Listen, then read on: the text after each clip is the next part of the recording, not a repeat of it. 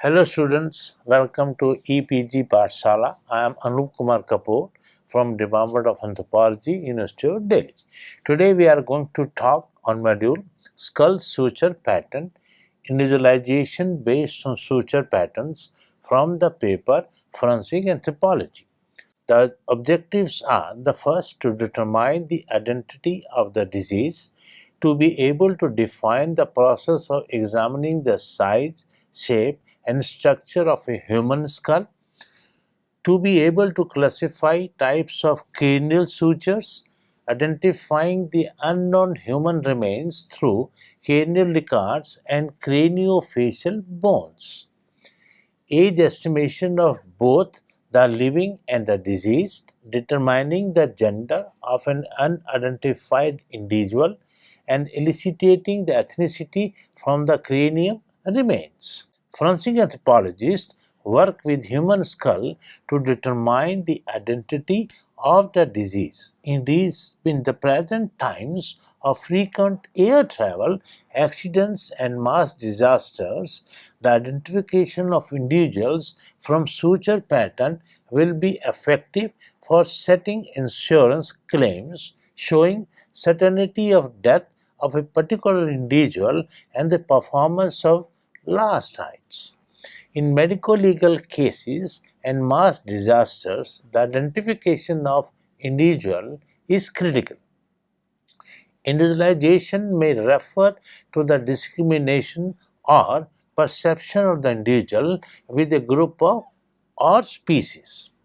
The bones, the teeth of the craniofacial complex key identification tools for the forensic anthropologists effectively distinguish one person from other and one population from one other and are used to determine the race, age, and sex of a person. Human skull. The skull refers to the bones which constitute the skeleton of the head and face, including the mandible. The term cranium is used to describe the skull without the mandible. The cranium is divided into an upper box-like part of the calvarium, which contains the brain, and lower anterior part, which forms the facial skeleton. The fact that the primary shape of the skull is genetically determined is well demonstrated by transplantation of embryonic skeleton tissues and organ culture studies. Other characteristics of the bone seems to be self-determined. Mechanical influences may not be operative at the time of establishment of the primary form of the bone. Later on, muscles become active and may influence bone growth even in the prenatal life. When we see skull, there are 29 bones in the skull. First we take cranium. There are 8 craniums, then face 14 bones, in higher bone 1, auditory bone 6. That comes to 29 bones in the skull. The skull consists of 29 bones, I told you earlier, which is in the adult are firmly united with each other except for the mandible. The immovable joints in the skull are called sutures. The edges of bones forming these joints are frequently serrated so that they interlock. The brain is located inside the cranial vault, a space formed by bones of the skull and skull base. Everything inside the cranial vault is intracranial and everything outside is extracranial. Skull bones. Bones of the skull and the skull base, that is frontal, parietal, occipital, ethmoid, sphenoid, and temporal bones that ossify separately and gradually become united at the skull sutures. The skull has inner and outer tables of cortical bone with central calcareous bone called diploe. A human skull is almost full size at birth. However, the 8 bones that make up the cranium are not yet fused together. This means that the skull can flex and deform during birth, making it easier to deliver a baby through the narrow birth canal. These individual plates of bone fuse together after about 24 months to form the adult form of skull. Now we can see from this table that is cranium, single bone and paired bone. Then we have frontal, occipital, sphenoid and ethmoid in the single bone, whereas it is the paired bone, it is parietal and temporal. Then we take face, it is mandible or vomer. In the case of paired bone, it is maxillary, zygomatic, lacrimal, nasal, inferior nasal cunci and palatine. Then hyphoid bone, then auditory ossicles. In the paired bone, we have malleus, incus, and stapes. Exterior of the skull. The skull may be viewed in different aspects from above, below, behind, and front and the sides. Accordingly, they have been named as follows. Norma verticalis when viewed from the above. Norma occipitalis when you view from the behind. Norma frontalis view from the front. Norma lateralis when you view from the side. Norma basalis when you view from the below. Now we have 5 photographs of the skull. They show different sides. That is the top, back, front, side and base. So they have different, skull may be viewed in different aspects. Cranial sutures. The main suture of the skull are the coronal, sagittal, lambdoid, and squamosal sutures. The metopic suture, that is, the frontal suture, is variably present in adults. Now the coronal suture unites the frontal bone with the parietal bones. Sagittal suture unites with two parietal bones in the midline. Then occipito-mastoid suture unites the temporal bone with the occipital bone. Lambdoid suture unites the parietal bone with the occipital bone. Squamous suture unites the squamous portion of the temporal bone with the parietal bones. Metopic suture, if present, unites the two frontal bones. Parieto-mastoidal suture unites the parietal bones with the temporal bones. Now it is important to tell you that it is the metopic suture which is first suture fused at the age of 2 years. Then again when we see the coronal suture, sagittal suture and lambdoid suture, they are easily, we can distinguish between these sutures on the skull. Structure and development of human skull. Human skull varies in their shape and gross appearance. Their shape and structure is affected by genetic, metabolic, and mechanical factors. Each skull is the result of a long functional history through innumerable successive generations. Human skull is one of the hardest structures of the body. It also possesses a certain degree of toughness and elasticity. Now, when we say first, cranial morphology differs dramatically in humans due to the uniquely large brains that humans have compared to body mass. It is quite distinct because it has a large, rounded brain case and flat or orthognathic face in profile. Then comes U-shaped singular construction of the human mandible. Then comes human crania are oriented on a vertical axis and the orbits are located in front and the above the nasal aperture. These orientations also cause the position of the foramen magnum to be located inferiorly in humans. When we see from this table, first is large bulbous vault, small size, then vault relatively smooth, then inferior magnum, chin present, orbits at front, above nasal aperture, and lastly U-shaped mandible, there is no midline separation. skull suture development. The human calvarium is formed primarily from five bones: the paired frontal and parietal bones and the unpaired interparietal bone. The cranial sutures allow for deformation of the skull during birth and subsequent growth of the skull. The frontal bones are separated along the midline by the metopic suture, and the parietal bones are separated by sagittal suture. The coronal suture separates the frontal and parietal bones, and the lambdoid suture separates the parietal bone from the single occipital bone posteriorly.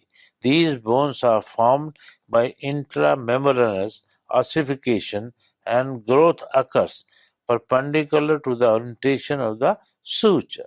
In normal development, the metopic suture undergoes fusion during the first year of life, while other sutures fuse at various times during adulthood. The plates of membranous bones making up the calvarium of the skull are each derived from the primary ossification center, from which bone formation spreads outward. However, the individual plates do not fuse with each other during perinatal development. As a consequence, newborn babies have unclosed, that is, open sutures and frontalas. These temporary discontinuities between the bones of the calvarium aid passage of the head through birth canal at childbirth and permits an increase in the size of the skull to match brain growth after birth. The posterior, that is the smaller frontale, closes during the first year, and the anterior, that is the larger frontale, closes during the second year after birth. However, some of the sutures remain open until adulthood. Determining identity through human skull. The bones and the teeth of the craniofacial complex, key identification tools for the forensic odontologist or anthropologist, effectively distinguish one person from other and one population from another, and are used to determine the race, age, sex of a person. Age estimation of both the living and the deceased. Human skull. Clues as to age of skeletal remains may make an estimation of age possible. There are practical criminal justice considerations from the age of bone. The estimation of age at death is an essential part in the reconstruction of population demographics and the individual analysis of human remains. After a person has reached adulthood, approximately 20 to 30 years, bones stop growing. Changes to the bones are more subtle, and there are few places on the skeleton where changes can be directly related to age. There are some ossificatory processes of the immature skull which are useful in ascertaining the age of individual at death. Though the use of suture closure to designate age has been challenged in recent years. This criticism is based on the evidence of high intra-group variability, yet in a large number of cases this procedure is reliable.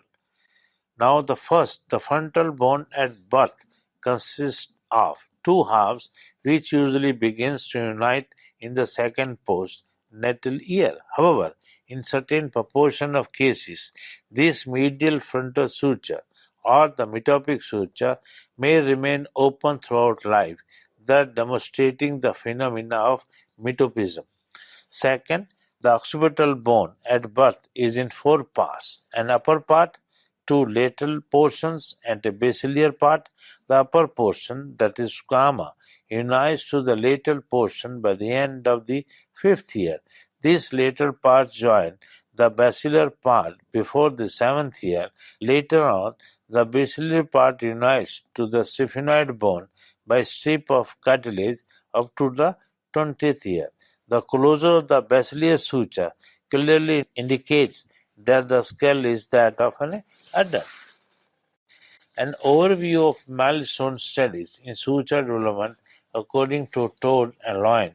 Each cranial suture presents two aspects. The first, endocranial, seen on the inside of the skull, and the ectocranial, seen at the outside of the skull. Now here it is very interesting whenever you want to observe the sutures. When you see endocrine suture, they fuse first, and after 10 years, the outside sutures are fused. So the difference between the endocrine and ectocrine is of 10 years. Now closure begins approximately about the same time in both aspects. However, the endocrine suture is more regular and reliable. It may be kept in mind that sometimes there may be lapsed union in which bone heaps up along the edges of a suture without the closure of the suture taking place. Such lapsed union may affect the whole of the suture or part of it. It is usually common in the sagittal and lambdoid suture. Now we see the cranial suture closure. There are different sutures, that is sagittal, cornal, lambdoid, masto-occipital, saphino-temporal, squamous, parieto-mastoid, saphino-parietal, saphino-frontal. All these sutures on the skull, they close in different times, which has been shown in the table. Now take first, that is the sagittal suture.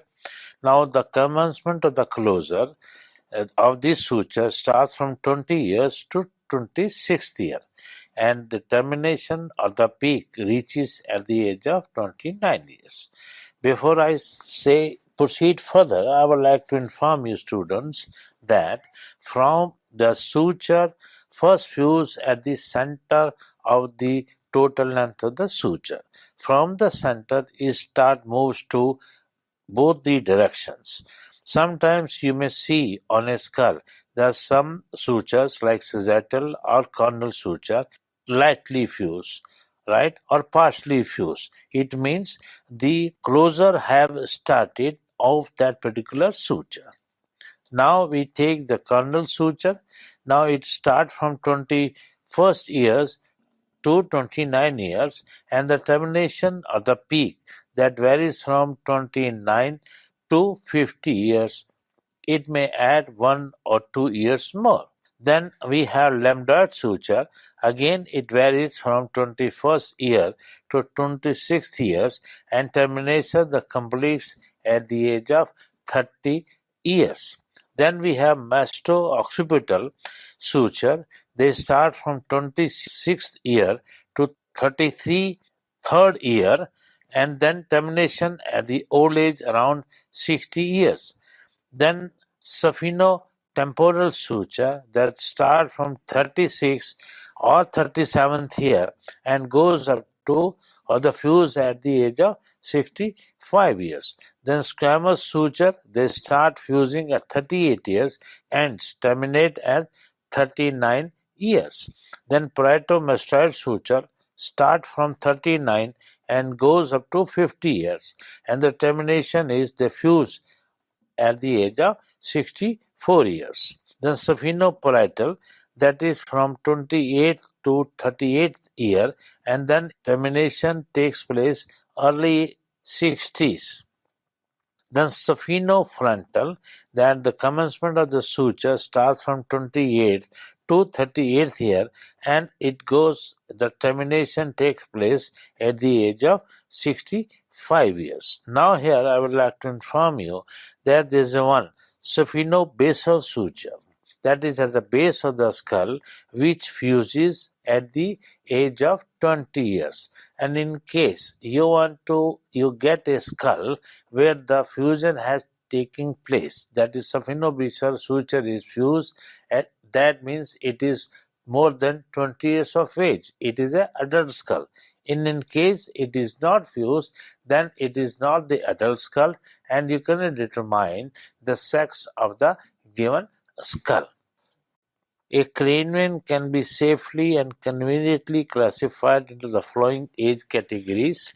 First is young adult, that is 21 to 35 years of age, middle age adult 36 to 35 years of age, old adult 56 to 75 years of age, and very old adult 75 years to more than that. I would like to tell you, student, this classification varies from country to country and ethnic groups. It has been observed that in some ethnic groups, aging start early. In some other ethnic groups, aging is start at later stage. So it is a population characteristics, but automatically the person has to age. Look for the sagittal suture, the squiggly line that runs the length of the skull, and note whether is it the completely fused. If it is, the remains are likely to be someone older than 35 years.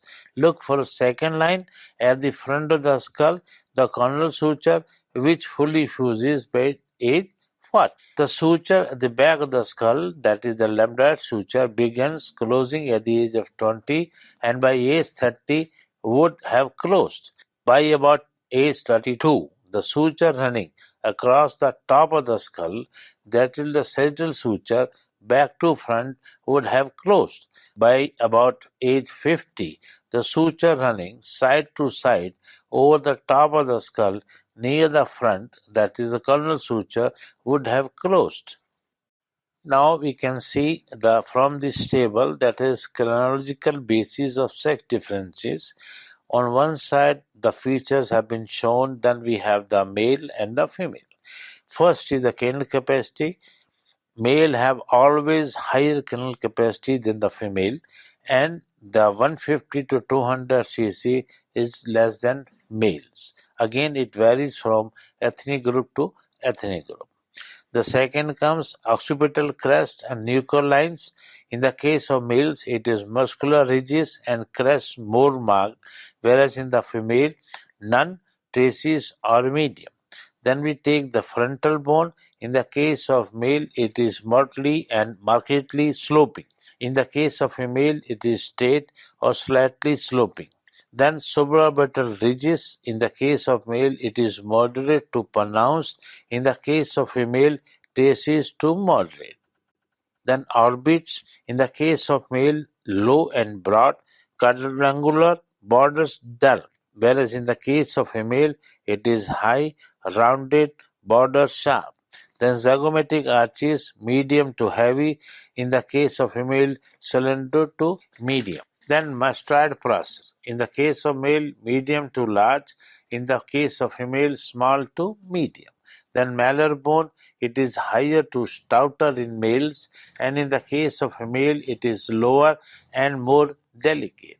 In the case of mandible, in males, greater in size, thickness, and weight, higher symphysis, broader ramus, and less obtuse gonial angle. In the case of female, it is moderate size and stalk, low symphysis and body, rounded and smooth. Now here I would like to tell you that there are many characteristics by which you can differentiate between the sex of the skull. But the important is, first is the frontal. In the case of male, it is sloping or slanting or receding. In the case of female, it is vertical. Then comes orbits. It is squarish in the case of males and rounded in the case of females. Zygomatic arches are always heavy or medium to heavy in the case of males, and then parietal and frontal eminences are prominent, right? There's also very important characteristics to differentiate between the male and the female skull, and the skull vault is curved in the case of males, whereas skull vault is flat in the case of females, because the frontal and the parietal eminences come to one height, both the eminences in the case of female. That's why the skull vault becomes flat. Determination of sex. A sexual diagnosis from fragmentary, isolated remains without possibility of comparison is extremely difficult, as in case of fossils, hominids. Estimation of sex incomplete human skull is usually easily provided. It is post-pubertal. Sexual differences are marked in pelvis and skull, but not equally in all the populations.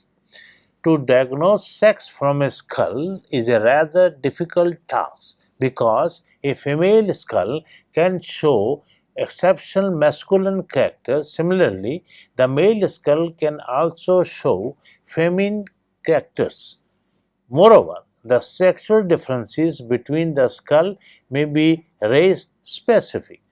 Sex determination may be easier in whites than in negroids or mongoloids. A number of features, descriptive and metric characters, must be considered together. The coexistence of several features may permit a judgment. Method of identification from the suture pattern.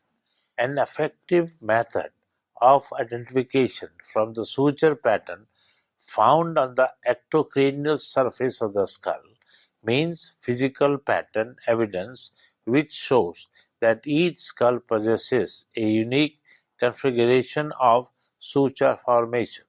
The suture spikes, projections, denticulate, recesses, and other types of irregularities are so varied that they are thought to be as individuals as finger rich.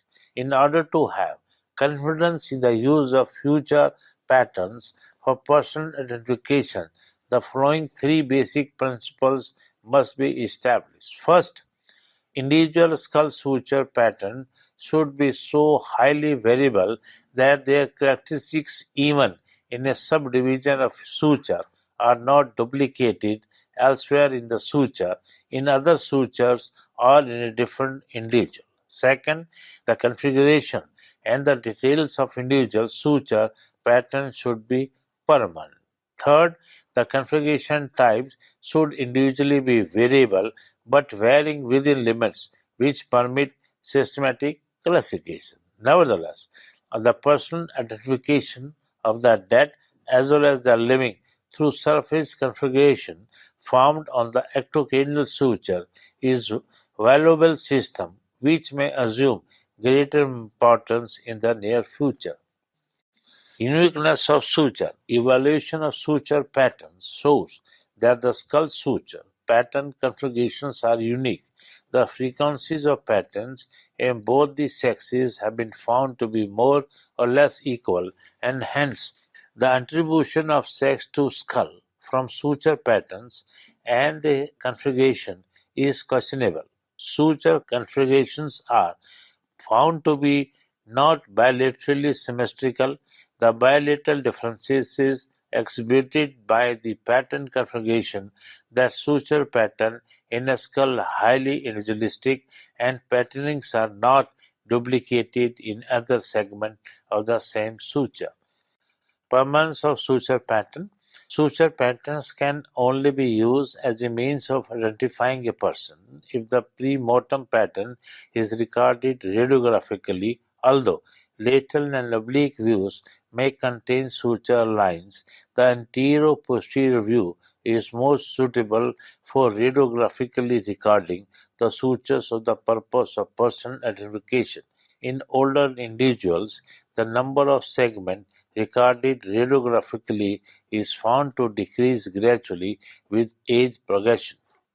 Systematic classification of suture patterns. A system of classification of suture patterns has been evolved by gathering the patterns into the following 10 classes. The first is serrate type sutures. Second, denticulate type of suture. Third, serrated dentate type of suture. Fourth, dentiated serrate type suture. Fifth, wavy type suture.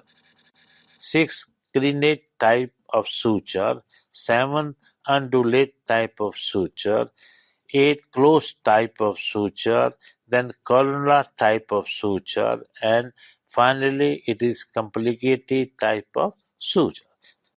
The ectocranial suture patterns in them are highly individualistic, and that no two skulls can ever have an identical pattern. A positive method of identification of the skull is studied by comparison of radiographic with visible skull suture patterns. Positive identification through radiographic comparison of antemortem and postmortem cranial suture patterns evaluated in light of these criteria. Computed tomography, that is CT scans, may prove a more useful modality for positive identification due to better resolution and greater availability. The skull vault is a dynamic structure formed from the multiple membranous flat bones connected at the edges of fibrous sutures. As the brain grows during development, the free expansion of the cranium occurs at the sutures. Now I would like to tell you the students, whatever we have been talking about the sutures, all these sutures pattern have been taken from the European data and very few studies have been carried out on Indian data, and mostly the carried out by Modi et al. Group of medical doctors. Now in India, we need this type of data to be collected by anthropologists and medical doctors, because in India we have more than 5,000 ethnic groups, and that is another population characteristics when we see the variability of sutures in different human skulls. Facial superimposition. This anatomic material can be used for identification when the skull and facial bones are used as a foundation for the reconstruction of facial soft tissues. With the use of standard anthropological thickness measurements at specific points on the face, soft tissue thickness points can be connected with the sculpting clay, and the reconstructed features can sometimes be digitized on a computer screen. Because computers permit the addition of components directly to cranial features, computers have been useful for techniques involved facial superimposition. The underlying skeleton structures can thus be viewed below the soft tissues, providing a means to check its accuracy. The result of these techniques is a recreation of the contour of the soft tissue features that permits visual identification.